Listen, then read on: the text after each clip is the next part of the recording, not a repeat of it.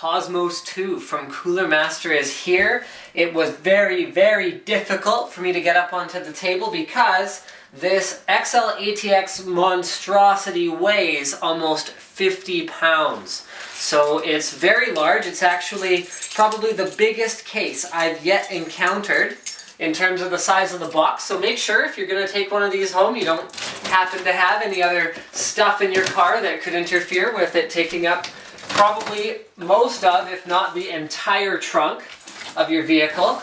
Very, very big. You know what, why don't we have a brief rundown of the specifications and features on the outside of the box before we open it up, and I'll take a break off camera to get it out of the box, and then we'll have a look at the inside. So we've got rich I/O support. We'll cover that once it's open. Supports 200mm fan times 1, 140mm times 2, and 120mm times 3, and that is in the top. So it's either triple 120s, two 140s, or a single 200. Removable upper fan filter. Actually, it has removable fan filters in a couple places. 11 toolless hard drive and SSD bays. Supports 4-way SLI and crossfire, yeah, with 10+1 expansion slots, it better. Individual airflow chambers, so it is a compartmentalized style case. Here we go, there, that's the summary. Brushed aluminum and steel for strength and elegance. Stylish and streamlined race car inspired design. Okay, airflow optimized design, we'll see about that once we open it up. It supports dual water cooling loops, and I'll show you guys that later. Advanced system panel with fan speed and fan LED control, and a rich I/O panel with 2 USB 3 super speed ports. Here we've got the general specifications, and what I'm going to do is I'm just going to get my camera to kind of look at this, and then you guys can pause the video if you really want to read it. I'm just going to talk about the case. I've extracted it from the box now, and you can see that even in the thinnest parts, the foam, which is not a closed cell foam, it's a brittle foam, so it's not as ideal as a softer foam would be, but you can see that my case did arrive in one piece, which is always a good sign, and at its thinnest points it's about 1.5 inches, and at the corners, which is where most of the impact is going to happen, that's got to be at least 3 inches from the corner to the corner of the case right there, giving it adequate protection in the event of a fall. Oh, there's a cat in the box. He seems to be okay. A little bit traumatized, but otherwise fine. So, case is covered in plastic to prevent scratches, and then you can see there's a fair bit of other little miscellaneous bits here, so I'm going to remove these off camera, and then we're going to have a closer look at the Cosmos 2. It comes with a user manual, which is in a variety of languages. And let's have a look at the exterior of the Cosmos 2 to start with. So you're going to see right here, up at the top, we've got these stylish carrying bars, and you will need them. You will have to hold on to these when you are moving this around, especially once you've fully loaded the case with all of your system components. We've also got a sliding cover for the controls at the front. So this is controlling your front, top, hard drive, GPU, and LED for your fans. So this is controlling your fans as well as the LEDs. You've got a reset switch, a power switch, a hard drive, and a power indicator LED. So that's all covered up. Here's your front I/O, which is actually a little easier to reach when you move that back as well. It has a very satisfying thunk to it when you move it back and forth. I like that. So we've got a microphone and headphone jack here, eSATA, 2 USB 3 super speed, and 4 USB 2. In the front, we find 3 5¼ inch bays and 2 locking 3.5 inch hot swap bays as well. Very cool, actually. And then here we've got a cleanable fan filter, although I'm not 100% sure how to get it off. This is my first go at this with this case. You know what, why don't we finish off the exterior appearance first here. So on the side, we find a gorgeous brushed aluminum finish. Very, very uniform, very even. And then we have what looks kind of I mean, I guess they're saying racing inspired, but to me it looks more like the claw marks of a beast or something. And that is the side panel ventilation. So you can see there is a filter installed in there, some kind of mesh so you'd be able to clean it off. It's not just going to take dust directly into your case. And once we open it up, we're going to find out what is inside there in terms of cooling potential. The bars on the bottom The bars on the bottom have rubber feet installed, so while you can put it down without risking damaging the surface below it, I would still not really drag the Cosmos 2 around because you could potentially damage the surface that it is sitting on with those bars. It's so heavy, my table just detached on the bottom here, so hopefully it doesn't collapse while I'm filming. On the back here we've got a 140 or 120 mil fan, some water cooling grommets, we've got 10 PCI expansion slots, plus one, so you can throw like a cathode inverter switch there or something along those lines. We have an adapter piece that comes out with thumb screws, and then a power supply mount that actually sticks out a little bit from the back. And then finally on the other side, we find a slightly different approach to the animal claw mark thing that was going on the other side panel. And these ones have, yeah, the same filtered ventilation holes. And I think we are ready to open this baby up. To open up the side panel, all you do is click this latch right here and it pops off. It is on a hinge, which is really nice for working on cases like this one where they're very, very heavy. So you don't have to worry about what to do with your side panel. The sturdy construction here is not going to have any problem with the weight of this panel, which is very, very heavy and very, very thick. So, okay, this looks like once I remove these screws, I can take this off and that'll take off these filters there. So that's pretty straightforward. Why is this so thick though? I guess because of the layered design. We've got a plastic layer, we've got what appears to be some kind of a, that looks like some kind of metal or plastic construction, and then we've got the aluminum piece on the outside, which should be great for noise isolation as well, you guys. So I've actually opened it up backwards. So we're going to start on this side. So you can see we've got a huge CPU cutaway. We've got huge holes for managing cables. So up here you can easily fit two 8-pin EPS connectors, and if you're buying a case like this, there's a chance you might be buying a motherboard that has two 8-pins. No problem, they thought of that. If it happens to be positioned somewhere else, we've got another cable management hole up here, and then we've got all of the usual ones using, well, I might add, a very high quality grommet, which you can see it bounces right back into place as soon as I move away.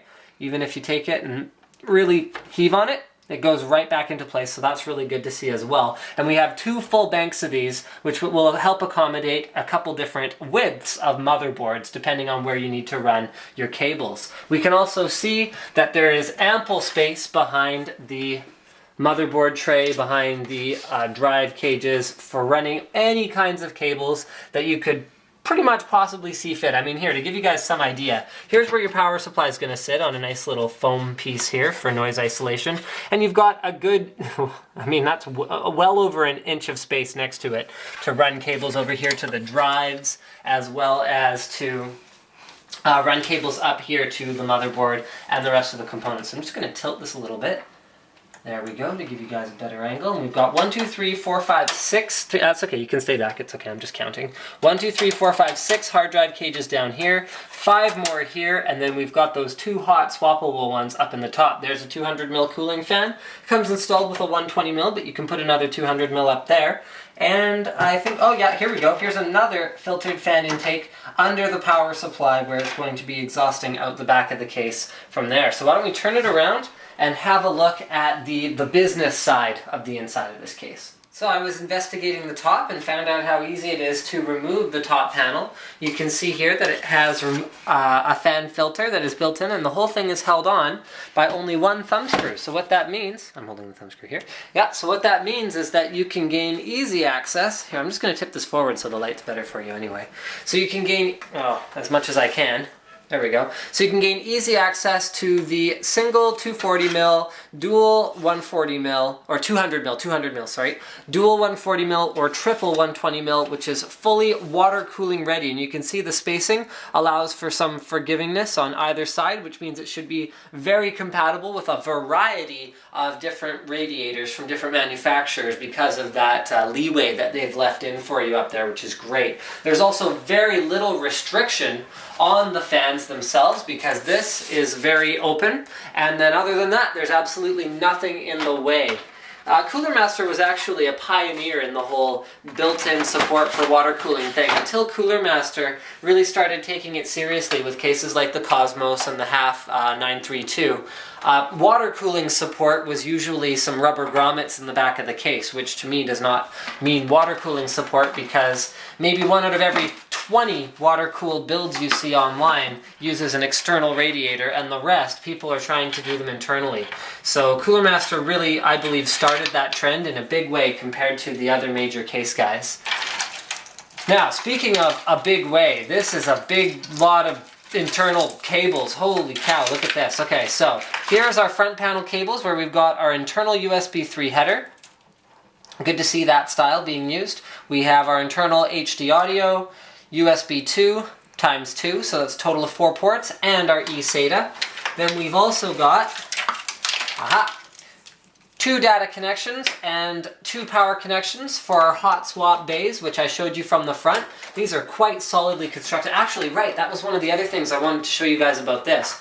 I wanted to show you how these carrying handles are connected to the case. So you can see, actually you will have to come over up top on this one. You can see they're bolted in and they've got some serious reinforcement going on here. Even with your system fully loaded up, I would not expect there to be any give in these, and you'll be very able to move your system around as long as you have the physical strength for it, because it is quite heavy. Alright, so here we have, I'll have to find out what these are. Looks like some kind of dual 120mm thing though. Yeah, we'll figure that out in a bit.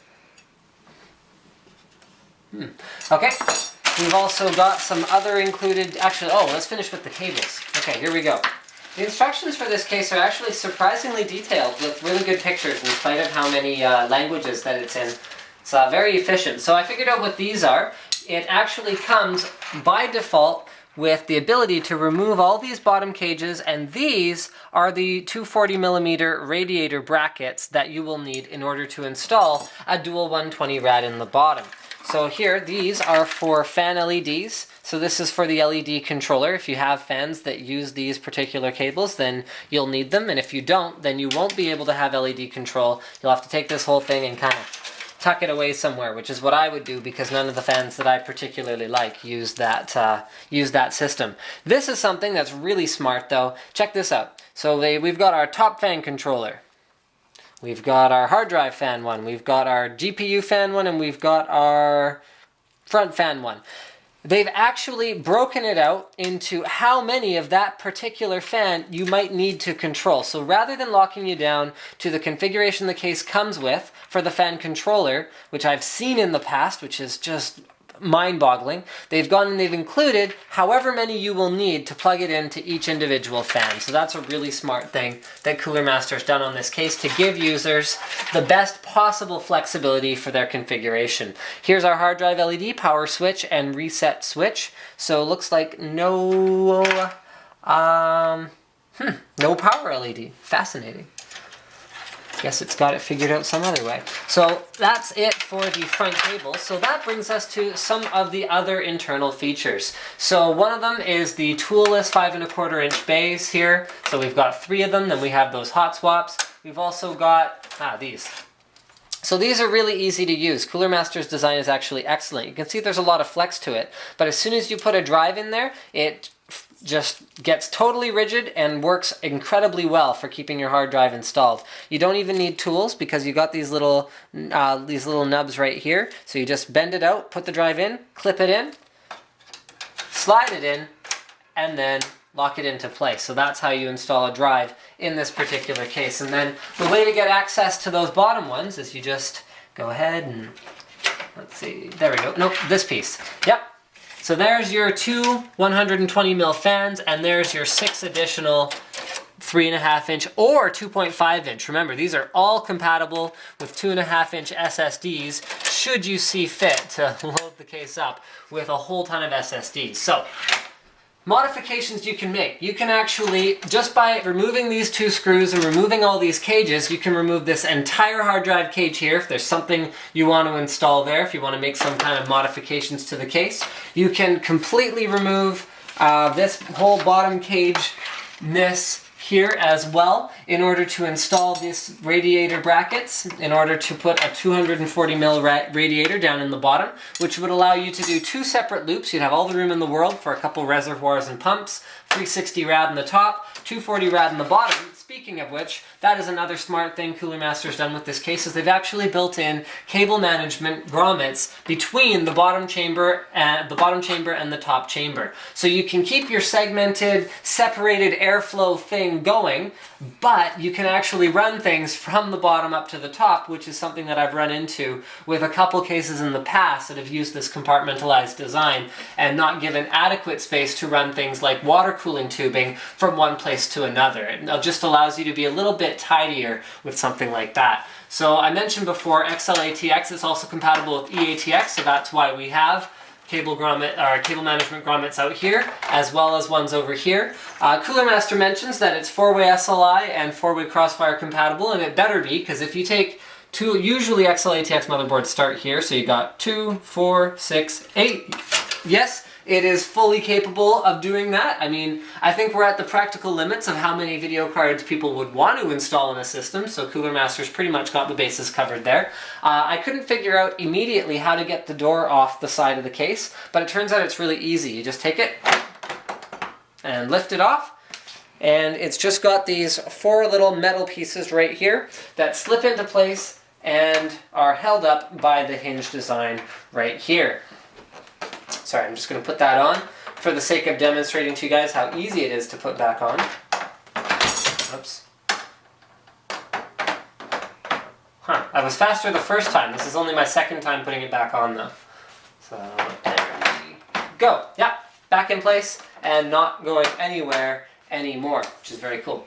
Let me just see if there's anything that I've missed inside here. So basically, in a nutshell, you can install as much hardware as you want. 3 5¼ inch devices, along with 13 3.5 or 2.5 inch devices. You can install up to a triple radiator in the top and a dual in the bottom. And then I'd imagine if you get a little bit more creative, you could probably do a couple duals in the bottom. You could do a larger radiator, like a 140 here in the front. You could do another 120 or a 140 here in the back. And yeah, you could have all the water coolingness that you could possibly fit. Although it might not be very portable at that point by the time you put all those radiators inside. You can install pretty much whatever motherboard you want, as many video cards as you want, and as long a power supply as you want. Ultimately, this is an ultimate style case. It is not for the faint of heart. It is not for installing your sort of daily driver machine. This is for a gaming system, and I think that pretty much covers everything. I'll show you some of the accessories here. We've got our speaker, we've got our mounting screws and grommets and standoffs and all that good stuff. Couple included cable management pieces. These are so handy. Thank you, Cooler Master, for including these. Check this out. So you just do that, pull them tight, and you can use these to mount cables wherever you want. They've just got double-sided foamy tape on the back, so we got 4 of those, 5 of those.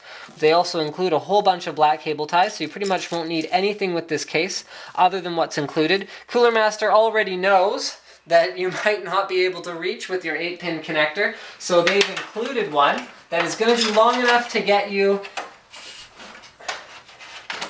darn near halfway from the top of the case down to your power supply, so pretty much no matter what kind of power supply you have, you'll be able to get your system going right away. Although, personally, I'd replace this with something sleeved, because if you're going to have a case that looks really nice like this on the inside, you're probably going to want it to stay looking nice and not be covered in this. Speaking of which, there is no windowed side panel on this case for now, but there could potentially be a windowed side panel available for purchase in the future as an add-on to this case.